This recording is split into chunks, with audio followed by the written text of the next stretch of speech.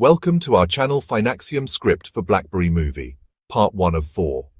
In the world of technology and finance, few stories capture the imagination quite like the rise and fall of BlackBerry. The 2023 film BlackBerry, directed by Matt Johnson, takes us back to a pivotal era in mobile technology, an era where a small Canadian company transformed the way the world communicated, only to lose its dominance in a whirlwind of innovation, competition, and missteps. This is not just the story of a company. It is a cautionary tale of innovation, corporate ambition, financial pressure, and the unforgiving nature of the tech industry. For our channel, Finaxiom, which explores the intersection of finance, business strategy, and technology, the BlackBerry story is a perfect case study, an example of how market forces, investor expectations, and leadership decisions can make or break even the most revolutionary innovations. The film presents BlackBerry as more than just a device. It portrays the culture, the characters, and the chaos behind the brand that once defined mobile communication. To understand the depth of this story, we need to unpack not only the events shown in the film, but also the broader business and financial lessons that emerge. The context: a pre-smartphone world. The late 1990s and early 2000s were a time of rapid technological change. The internet was expanding, personal computers were becoming mainstream, and mobile phones were starting to shrink in size. But one thing was missing: a seamless way to merge computing power with mobility. Most mobile phones were just for calls and text messages. Email was tied to desktop computers. Business executives were glued to their desks if they wanted to stay connected. The market was ripe for disruption. This is where Research in Motion, RM, the company behind BlackBerry, entered the scene. Founded by Mike Lazaridis and Douglas Freegan in Waterloo, Canada, RIM initially worked on wireless technology and pagers. The company had deep technical expertise but lacked the sharp business instincts to scale globally. The film dramatizes this tension between the nerdy, engineering-driven founders and the aggressive, business-savvy executives who later joined. This tension would define both the rise and the fall of BlackBerry. The invention that changed everything. BlackBerry was revolutionary because it solved a very specific problem: how to access email securely and efficiently on the go. The first BlackBerry devices were not about flashy design or entertainment. They were business tools, compact, with a physical keyboard, and famous for their push email service. This meant emails arrived instantly, like text messages, rather than requiring users to refresh manually. For corporate executives, bankers, and politicians, this was game-changing. In the film, we see how this innovation quickly caught the attention of Wall Street and Silicon Valley. BlackBerry devices became status symbols. The crackberry addiction was real. People felt empowered, always connected, always in control. At its peak, BlackBerry controlled nearly 50% of the smartphone market in the US and around 20% globally. It was the phone of choice for Barack Obama, celebrities, and Fortune 500 CEOs. The company was valued at billions, and Canada proudly claimed it as its crown jewel of innovation. The corporate machine engineering meets finance. One of the strengths of the BlackBerry movie is how it shows the clash between visionaries and business leaders. Mike Lazaridis, played with a mixture of brilliance and naivety, represents the engineer obsessed with perfection. He cared about encryption, reliability, and building something robust. But he lacked the killer instinct required to dominate markets. Enter Jim Balsillie, portrayed as the hard-charging businessman who understood finance, investors, and corporate strategy. He pushed RM into aggressive deals, IPOs, and global expansion. Without him, BlackBerry might have remained a niche product. But with him, the company often took risky shortcuts that planted the seeds of its downfall. This duality, technical purity versus financial pragmatism, is a theme that resonates beyond the movie. Many tech companies struggle with the same balance: how much to prioritize engineering excellence versus how much to focus on quarterly earnings and shareholder returns. The symbol of success. By the mid-2000s, BlackBerry had become more than a device. It was a cultural phenomenon. In boardrooms, executives clutched their BlackBerries as if their careers depended on it. In politics, leaders used them for secure communications. In social circles, Pulling out a BlackBerry meant you were important, busy, and powerful. The iconic QWERTY keyboard was central to this appeal.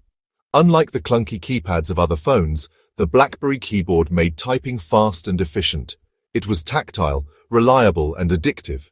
People swore by it, claiming they could never switch to touchscreens. From a financial perspective, BlackBerry was a goldmine. Its subscription model, where corporate clients paid for secure email services, generated recurring revenue. This gave Wall Street confidence that IBM wasn't just selling devices, it was building an ecosystem. But storm clouds gathered. Success, however, breeds complacency. The movie shows hints of this arrogance. IBM executives dismissing competitors, believing that their dominance was unshakable. But outside the boardroom, change was coming. Apple was quietly developing the iPhone, and Google was working on Android. Unlike BlackBerry, which focused almost exclusively on email and business users, these companies saw smartphones as consumer devices, platforms for apps, entertainment, and media. The stage was set for one of the greatest corporate battles in tech history. Script for BlackBerry Movie, Part 2 of 4. If Part 1 explored the rise of BlackBerry and its position as the king of mobile communication, Part 2 is where the story takes a dramatic turn. This is the chapter of disruption, the moment when an unstoppable force collided with a seemingly immovable object. The arrival of the iPhone, a shockwave through the industry. The year was 2007. Steve Jobs walked onto the stage in San Francisco and held up a sleek device, an iPod, a phone, and an internet communicator. Not three separate devices, one device. That device was the iPhone, and it changed everything. Unlike BlackBerry, which was built around email and efficiency, the iPhone was designed as a multi-purpose consumer device. It had a large touchscreen, no physical keyboard, and most importantly, it was a platform for apps. At first, BlackBerry executives and even many analysts dismissed it. In the film, this arrogance is captured well. Engineers laughing at the touchscreen, insisting that business users would never abandon their physical keyboards. Typing on glass, they said, was ridiculous. But within a few years, the market spoke. Consumers loved the iPhone, developers flocked to build apps, and mobile internet usage exploded. BlackBerry suddenly looked outdated. Android joins the battle. If Apple was the luxury disruptor, Google was the mass-market democratizer. With the launch of Android, an open-source operating system, dozens of manufacturers, Samsung, HTC, Motorola, began producing smartphones with touchscreens, cameras, and internet connectivity. This competition did two things. It made smartphones more affordable and accessible to average consumers. It put enormous pressure on BlackBerry to adapt. BlackBerry was still focused on corporate clients, but the real growth was happening in the consumer market. People didn't just want email anymore. They wanted YouTube, music, games, navigation, and social media, all things that iPhone and Android delivered far better. BlackBerry's flawed responses. The movie BlackBerry highlights the company's desperate attempts to keep up. Instead of sticking to its strengths or rethinking its strategy, BlackBerry rushed half-baked products to market. The BlackBerry Storm, perhaps the most infamous, was the BlackBerry Storm, their first attempt at a touchscreen phone. It was supposed to be an iPhone killer, but it turned out to be a disaster. The Storm had a bizarre, clickable screen meant to mimic the feel of a physical keyboard. In practice, it was clunky, buggy, and frustrating. Reviewers slammed it. Customers returned it in record numbers. Verizon, the carrier partner, was furious. Financially, the Storm fiasco cost BlackBerry millions. Worse, it damaged the brand's reputation for reliability. The app problem. Another fatal mistake was underestimating the app ecosystem. BlackBerry's operating system was designed for email and security, not for multimedia or third-party apps. Developers didn't see enough users to justify building for BlackBerry. Meanwhile, Apple's App Store and Google's Play Store exploded with innovation. Suddenly, smartphones weren't just communication devices, they were mini-computers for everything. BlackBerry simply couldn't compete in this new paradigm. Internal struggles, culture clash, and leadership tensions. The film also sheds light on the chaos inside RIM's headquarters. Success had bred overconfidence, and the leadership was divided. Mike Lazaridis wanted to preserve technical integrity, resisting shortcuts that compromised performance.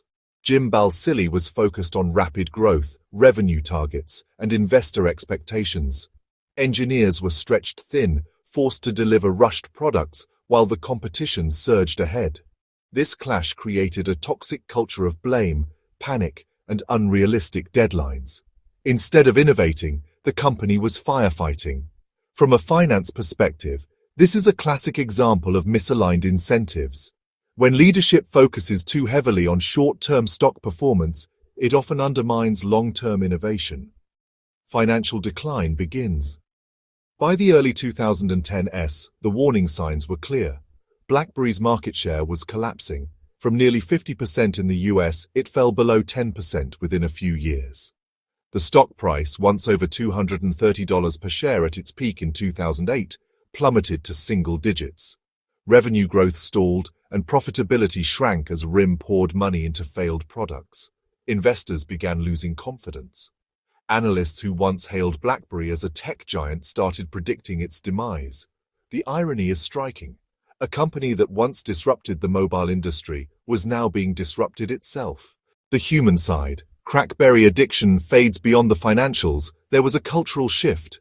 What had once been a badge of honor, the BlackBerry clip to your belt, started looking old-fashioned. Consumers flocked to touchscreens, social apps, and sleek designs. Even business users began demanding iPhones and Android devices. IT departments, once loyal to BlackBerry's security, found themselves pressured to allow alternatives. In a way, BlackBerry lost not just a market share, it lost cultural relevance, the warning signs ignored. Looking back, it's easy to ask, could BlackBerry have survived if it had acted differently, if it had embraced apps earlier, if it had innovated beyond email and keyboards? If leadership had been less arrogant about competition, the answers are complex. But what's clear is that BlackBerry's decline wasn't inevitable. It was the result of missed opportunities and strategic mistakes. The movie captures this tragic irony with sharp storytelling. We see executives clinging to past successes while the future slips away right in front of them. Script for BlackBerry Movie, Part 3 of 4. By the time the 2010s were in full swing, BlackBerry's position had gone from industry leader to industry struggler. In just a few short years, the company that once symbolized prestige and productivity was fighting for survival. The BlackBerry Movie dramatizes this period with a sense of urgency and tragedy. It captures the feeling of a once great empire, slowly but surely crumbling under its own weight. Layoffs and declining sales. When a company begins to lose its grip on the market, the financial statements are the first place where reality shows. For BlackBerry, the numbers were devastating. Quarter after quarter, device sales dropped sharply. New launches failed to reignite interest. Profit margins collapsed as inventory piled up. To cut costs, BlackBerry announced mass layoffs, shedding thousands of employees. The very engineers and designers who had built the brand were now being shown the door. In the film, this human toll is implied. The long nights, the stress, the exhaustion, and eventually, the bitter realization that the dream was over. Behind the corporate headlines were real people losing jobs, savings, and careers. The desperate last attempts. Despite the grim situation, BlackBerry did not go down without a fight. The company tried several desperate strategies to win back relevance. BlackBerry Playbook, 2011. In response to Apple's iPad, BlackBerry launched the Playbook tablet. On paper, it seemed like a good idea. Leverage their secure operating system to tap into the growing tablet market. But the execution was flawed. The Playbook shipped without native email, calendar, or messaging apps. Ironically, the very features that defined BlackBerry. Reviews were harsh, sales were weak, and it became another costly failure. BlackBerry 10 and the Z10, 2013. Realizing their old operating system couldn't compete with iOS or Android, BlackBerry developed a new platform, BlackBerry 10. Alongside it, they released the Z10, a full touchscreen phone. This was their boldest attempt yet to reinvent themselves. But by 2013, the market had moved on. Developers had already committed to iOS and Android, leaving BlackBerry's App Store barren. Customers didn't see a reason to switch. The Z10 flopped. BlackBerry was forced to write off nearly $1 billion in unsold inventory, BBM and services, Another strategy was to expand BlackBerry Messenger, BBM, to compete with WhatsApp and iMessage. For years, BBM had been a beloved feature, especially among younger users. But by the time BlackBerry opened it to other platforms, the momentum was gone. Competitors had already captured the market. Investor pressure and shareholder anger. On Wall Street and Bay Street, patience was running thin. Investors who once celebrated BlackBerry as Canada's pride now demanded accountability. The stock price, which had peaked at over $230 in 2008, tumbled to under $10 by 2013. Hedge funds and activist investors began calling for leadership changes. Rumors of acquisitions swirled. Microsoft, Lenovo, even Facebook were floated as potential buyers. The boardroom grew tense. Jim Balsillie, once the aggressive face of the company's expansion, stepped down. Mike Lazaridis also resigned. Leadership turnover became frequent, but stability never returned. The movie captures this through the lens of characters losing control. Brilliant minds who once felt unstoppable now seemed helpless against market forces. The emotional downfall, beyond numbers and products, this was also a deeply emotional collapse.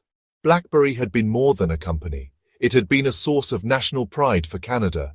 For many Canadians, RM was proof that they could compete on the world stage against Silicon Valley giants. Watching it unravel was heartbreaking. Employees who had once worn BlackBerry logos proudly now faced uncertainty. Customers who had sworn they'd never give up their devices slowly transitioned to iPhones and Androids. Even Barack Obama, one of BlackBerry's most famous users, eventually had to let go. In the film, the tone becomes darker. The energy of innovation is replaced by desperation. The camaraderie of the early days turns into conflict, regret, and denial. It feels less like a corporate story and more like a Greek tragedy, heroes undone by their own hubris. Lessons in corporate decline. For us at Finaxiom, the collapse of BlackBerry offers powerful lessons. Innovation never sleeps. No matter how dominant a company becomes, it must constantly adapt. Standing still in technology is equivalent to moving backward. Consumer trends matter. BlackBerry underestimated how quickly consumer demand could shift from business tools to entertainment and lifestyle devices. Ignoring consumers was a fatal mistake. Leadership alignment is crucial. When visionaries and executives clash without a shared strategy, organizations become paralyzed. Internal conflict can be just as deadly as external competition. Timing is everything. BlackBerry did eventually build better devices and platforms, but they arrived too late. In technology, timing can be the difference between dominance and irrelevance. The end of an era. By the mid-2010s, BlackBerry's hardware business was essentially dead. The company officially exited smartphone manufacturing in 2016, licensing its brand name to third-party manufacturers. From a peak of global dominance to a quiet retreat, the fall was complete. Yet the movie does not frame this purely as a story of failure. It also celebrates the brilliance of what was achieved, the fact that a small Canadian startup once reshaped global communication. For all its flaws and mistakes, BlackBerry left a legacy. The story of BlackBerry does not end with the collapse of its smartphone dominance. Like many companies that fall from the top, it tried to reinvent itself. The BlackBerry movie captures this final act with a mix of melancholy and reflection, reminding us that while products may vanish, the legacy of innovation can endure. BlackBerry's pivot from phones to software. After the smartphone decline, BlackBerry made the bold decision to exit hardware and focus on software, security, and enterprise solutions. This was not an easy choice. For years, BlackBerry had been synonymous with hardware, the iconic keyboard, the flashing red light for new messages, the distinctive design. But financially, the numbers made the decision inevitable. Manufacturing phones had become unprofitable. Competing with Apple and Android was no longer realistic. But one strength remained: security. BlackBerry began repositioning itself as a cybersecurity and enterprise software company, focusing on secure communications, automotive systems, and the Internet of Things. From an investor's perspective, this was a survival strategy. While BlackBerry would never return to its glory days, it could still carve out a profitable niche. The film's final themes. The movie does not present BlackBerry simply as a failure. Instead, it frames the story as a rise, fall, and transformation, a journey filled with ambition, ego, and hard lessons. Ambition. The early scenes highlight the raw ambition of Mike Lazaridis and Douglas Freegan, two engineers from Waterloo daring to challenge global giants. Their innovation was not just technical, it was visionary. They saw a future where people could carry the internet in their pockets.